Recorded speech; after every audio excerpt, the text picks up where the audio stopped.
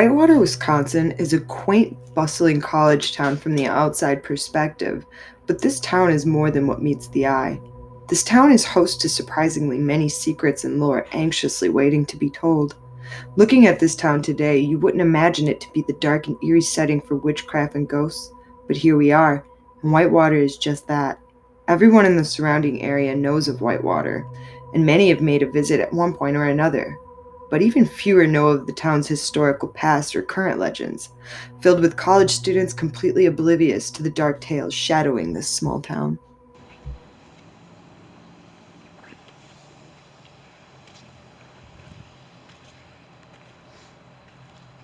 Man, that cross, where was that? Is that back that way? Oops. Sorry if I'm blinding ya. Oh.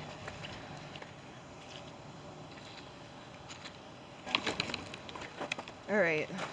What one is this? This is what one? Calvary? Calvary. Okay, yeah. So we're just at Calvary Cemetery, which is one of the cemeteries that forms the triangle of I guess the Whitewater witches, and it's called the Second Salem out here. It's pretty creepy, and it's a full moon, so that's pretty awesome. And I got my friend Justin from Visually Creep TV and Laura. Oh no, I was just talking. That full moon.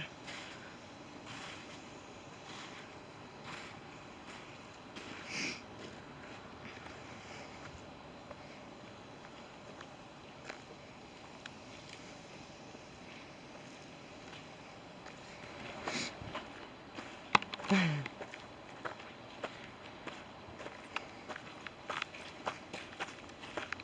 want to see that cross.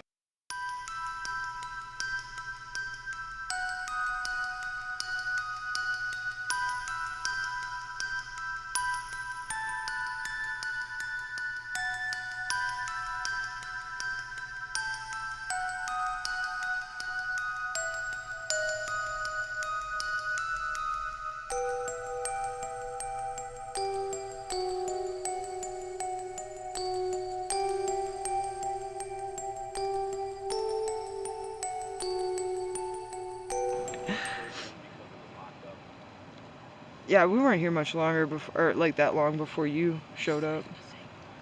That seems pretty dead, guys. See that? That proves that that thing was going off at Aslan, yo. Whitewater was originally founded entirely by settlers from the New England coast. These settlers were termed Yankees and descendants from the English Puritans who had arrived in the early pilgrimages of the 1600s. In the late 1800s, Whitewater would gain the nickname Second Salem. Many people believe this journey to infamy began in 1889 when Morris Pratt Institute was built. The institute would offer education in the ever-popular idea of spiritualism. There was even a room in this college said to be strictly reserved for that practices of seances. This room was termed the White Room, and rumors would abound that this was a school for witches in the making. So let us get into why Whitewater would receive its ominous nickname Second Salem. This would be because of the belief that many people believed witches were living among the populace. 3 of these witches are more famous than the rest, however. And the first witch we'll be discussing today is Nellie Horne, a cold-blooded murderess that will leave you with an uneasy feeling, especially when you consider that sometimes the most evil people are our very own family. It was a full moon night when we visited Calvary Cemetery, where infamous Nellie Horne and her entire family are buried. There wasn't too much paranormal activity here, however, and being as it was very muddy and windy, I decided to take this opportunity to tell you guys the story of Nellie Horne. The Horne family was made up of 6 members. Joseph Judith had 4 daughters, Gertrude, Nellie, Anna, and Agnes. The only sister to not live in Whitewater was Gertrude. In 1882, Judith would pass a painful death very suddenly, and with symptoms simulating that of poisoning, though foul play was not suspected at first. Joseph would die, and I quote, of terrible spasms and convulsions a mere 6 weeks later than his wife. A $5,000 inheritance was left to be split among the 4 sisters. and a series of more than unfortunate events would occur. The first sister to fall victim to these unfortunate events was the youngest sister, 17-year-old Agnes.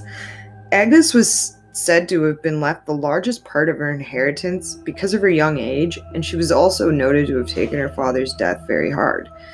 It wouldn't be long after Agnes's death that her sister Anna would follow suit. Anna would mysteriously fall ill, and it would be Nellie who would try unsuccessfully to nurse Anna back to health. It was said Nellie gave her sister a dose of opium powder only to have her pass just a few hours later. At the coroner's inquest, it would be found that Anna had died of a lethal dose of the chemical strychnine. Nellie was looking very suspicious to law enforcement, especially since it was said Nellie had allegedly purchased poison a few days prior for what she had said to have been exterminate rats from her office. Nellie was subsequently put on trial, but was promptly acquitted. It was something of a common occurrence back in the day that the idea a lady could not commit such a crime, and no less your own kin. Of course, police to this day presume that Nellie Horne indeed poisoned her family, and she did it for the money. Nellie would live a full life. She got married and had children and died of old age.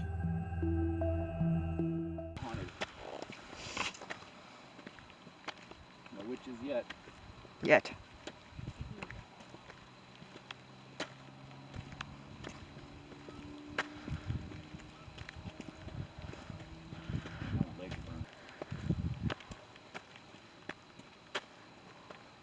You hearing that? Is it? Yeah. Yeah, it's a dog. Werewolves and shit. Who knows, man? That beast of Bray Road ain't far. Yeah, Elkhorn's not far from here, so watch out for that werewolf.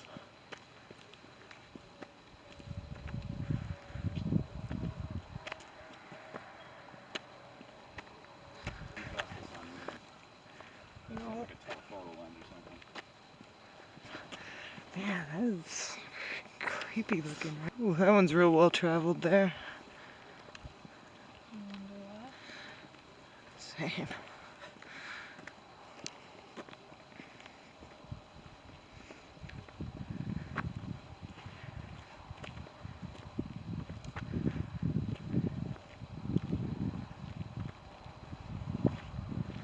You got the K2 meter, Laura?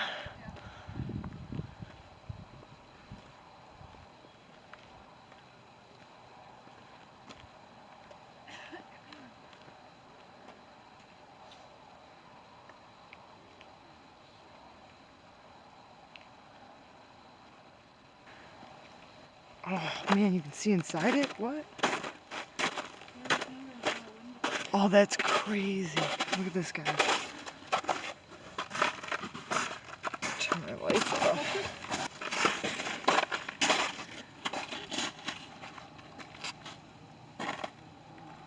Wow. Wow.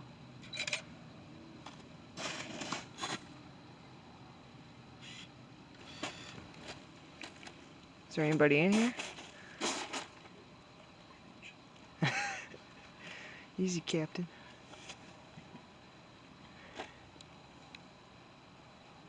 Guess not. They're long gone. Man. Kind of old. Yeah, it does. Ellingwood. That's a creepy name. Man, that thing is awesome. Oh. Did it? Yep. And it wasn't even on it. Nope. Is there anybody here?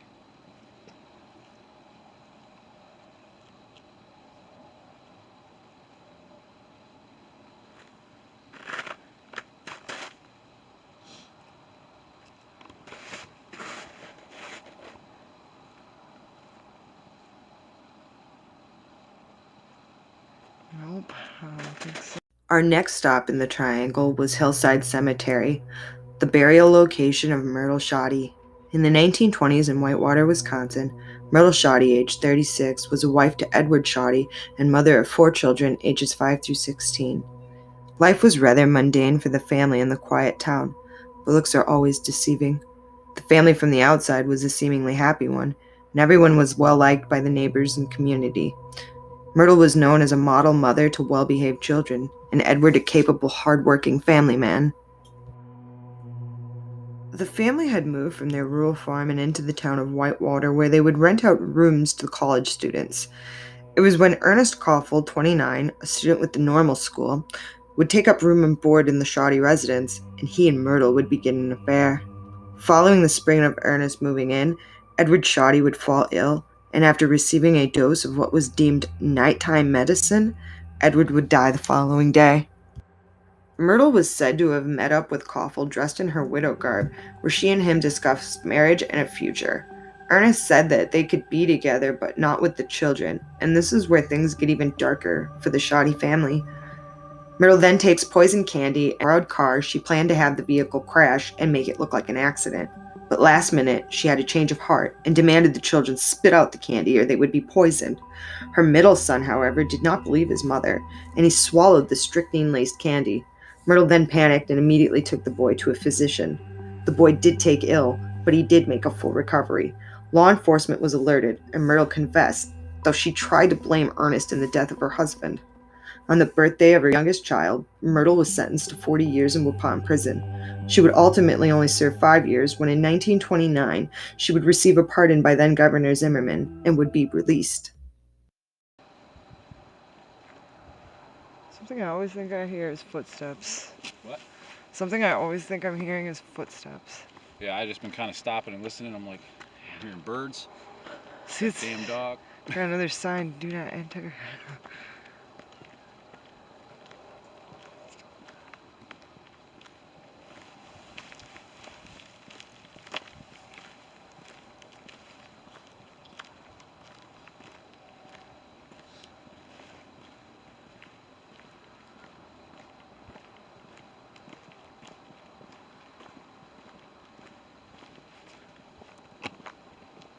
What is that? Yeah, that's what I was just gonna say. Man, that thing is crazy looking.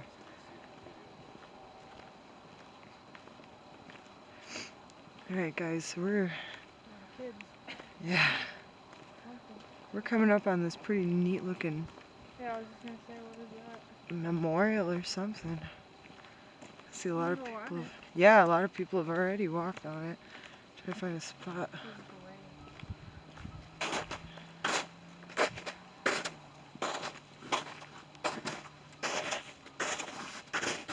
Wow.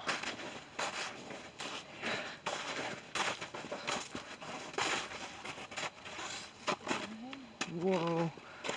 Oh man, that's slick. Making it better.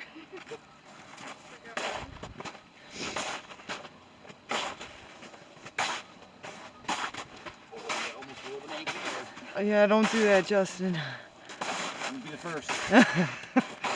It probably won't be the last. Holy man, that's crazy. Sit and pray? Yeah. I have no idea. I don't know, this is creepy though. Oh, it did. Did it? I'm gonna blink.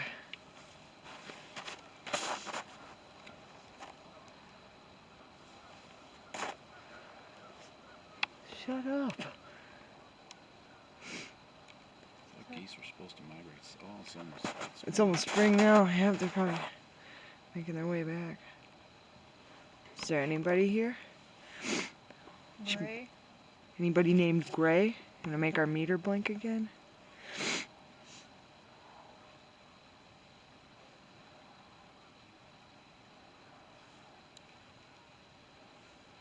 You heard that? Yep. Yep. I heard that. It was like a person's voice. It's like a moan. That was weird. Technically not witching hour, but Close. at that time it'd be pretty cold. Ah, I still haven't hit the power yet because if anything were to be going down, I need a place for it. I agree. Is that another crypt down there? Man, I can't, because I don't know what's over this. So I'm sorry, girl. Some damn ducks. Geese. Goose.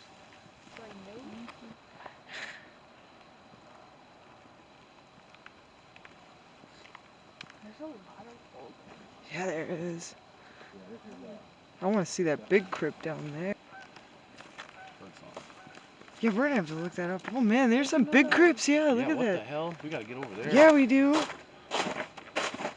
Oh yeah. Holy. This is huge. Yeah. It's like a drop off. Garbage can just. This is like a whole drop off. Jump. Sign up for this shit. No shit. Oh, that's deep. Oh my god.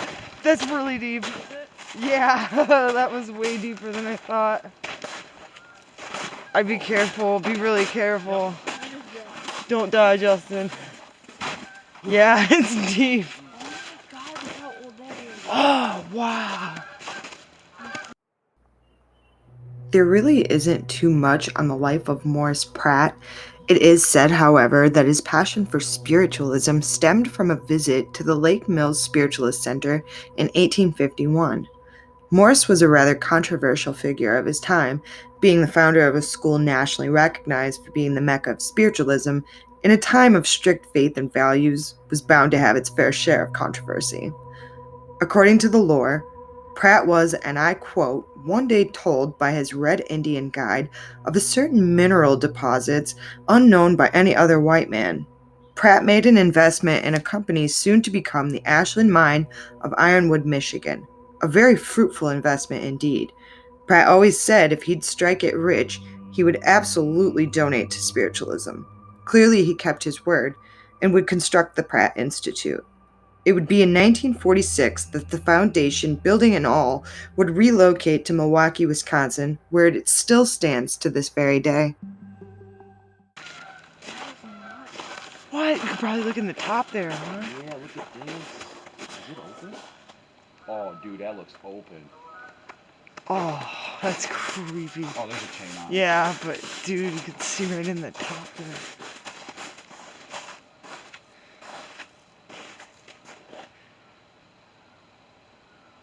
It looks like a Bible.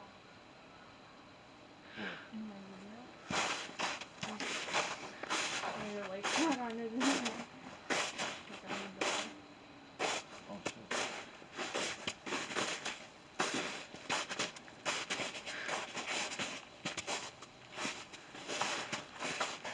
That's a dungeon looking door. Look at this. It has like the actual like ring and lock. Oh crap, that's crazy.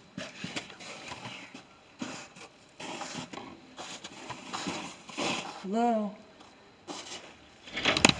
Vlog! I had a stroke, dude! I didn't know you were going to open that door! Oh my... Alright, I peed a little while. Yeah, you did. Little vision right there. Gave me a heart attack, almost broke my camera. What? There's like some red... Man, I don't want to be putting that. Yeah, it's like that fencing, that red fencing. Got a camera in there. What's in there? Show me your secrets. But when I looked up I think the picture had something about like this being like one of the haunted spots. Yeah. I'm pretty sure. Well, Oh yeah, look at that. That's what he was talking about, that Yeah, it's like dungeon. an evil door or something. If that's a thing. Hello? Something knocks past.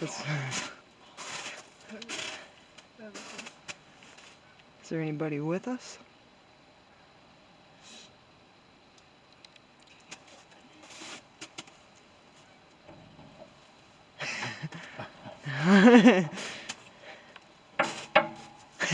Like a classic That'd be way door too easy if knocker. that actually opened. I'd be like, yep, there's something going on here. That's messed up. that's like a double bolted door. Yeah, why? Triple bolted. Look at that. They like welded it shut too. They ain't What want do they no got one in in there? there. What's in Or there? out. What's oh the name's like gone too. It says 18 maybe? Yeah, like huh. What was this thing? All the way up on the top. Public. Wow, Public that's what? cool. Man, these are old. Hans J. Dahlen. Yeah. Dick.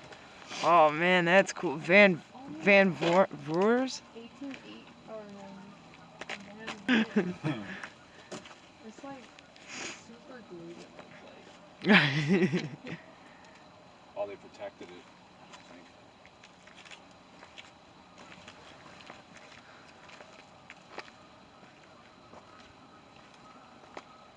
Like it's cracking. Yes. Thing is old. The last witch we will be covering in today's case is Mary Worth. Now, Mary Worth is the only one whose resting place isn't exactly known. Mary Worth isn't even as concrete as our other two witches were, and in fact, she's really the only one out of the three to even proclaim herself to be a witch. She's more of a legend than anything, but her story continues nonetheless. In the 1860s, many of today's historic Whitewater homes were a part of the Underground Railroad, and the tunnels beneath would play a part in the secrecy of witches. One witch in particular was a cruel and spiteful woman. Her name was Mary Worth. It was said that Mary would lure slaves from the South with prospects of freedom, only to have them resold back into slavery for the money. Rumor and legend also have it that Mary would partake in torturing slaves as well as sacrificing them for her rituals. Eventually, the townsfolk grew tired of Mary and her barbaric ways, and it was said that a lynching mob was formed and they hung Mary Worth on her own property.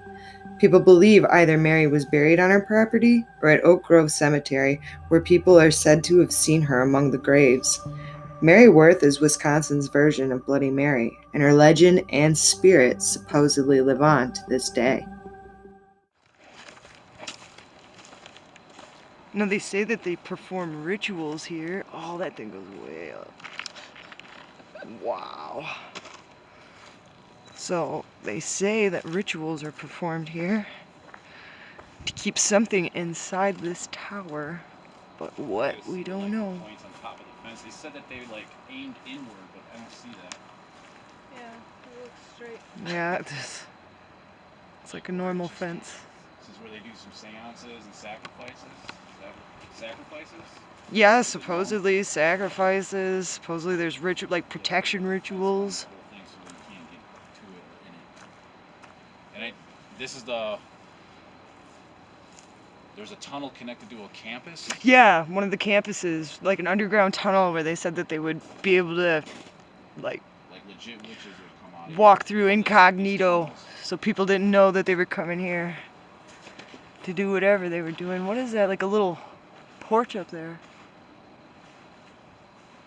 I see that. It's so crazy though. Yeah, it is. This thing is awesome. Our last visit on this night was Starin Park, and in this park was the legendary Witch's Tower. It is here that people have claimed witches have gathered to perform their rituals and seances, and a little history of the park dates the old water tower back to the 1800s. It's said witches used to traverse the underground tunnels to get to meetings in secrecy here. Rumors of witches in Whitewater have been around long before the Institute, and what rituals were being done here is unknown. But this legend still stands strong, and the last known witch sighting at the tower took place in the early 90s when people claimed to have witnessed robed figures gathering around the tower. It is awesome.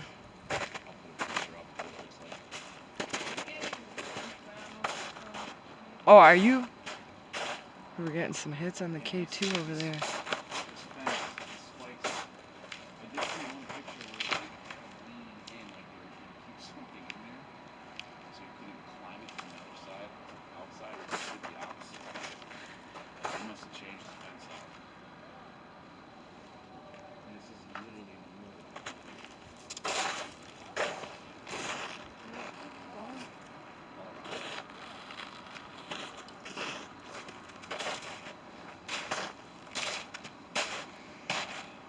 This thing goes way all the way around. Like orange. Oh, yeah, we're getting some blinks. Got some nice fish on there. Yup. Oh, man.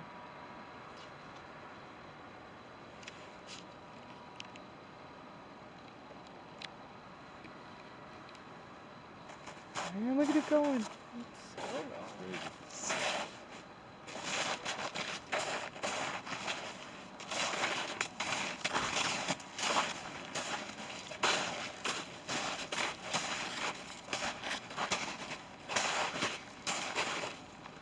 It's just weird to believe that people would come. I mean, with all this, all the dorm rooms. Yeah, I know. Like with all these buildings around. Oh.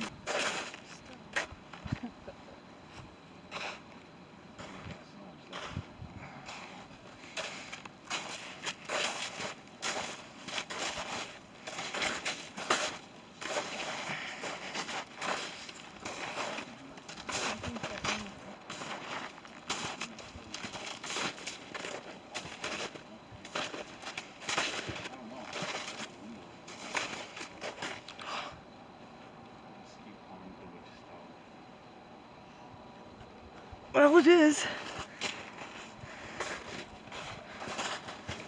Wow, that's deep. This story wouldn't be complete without a legend of a cursed book. It is said that the Andersons Library holds a cursed black book that had to be kept under lock and key in the library's basement. So the story goes that even casting your eyes upon the forbidden pages, you'd be driven to commit suicide. Many townsfolk whisper to students who'd already fell victim to the book's fate, as well as a professor talks of another student needing to be locked away in an asylum. Just another victim of the cursed book, they'd claim. Of course, these are all just stories and folklore, right? Well, we really don't know.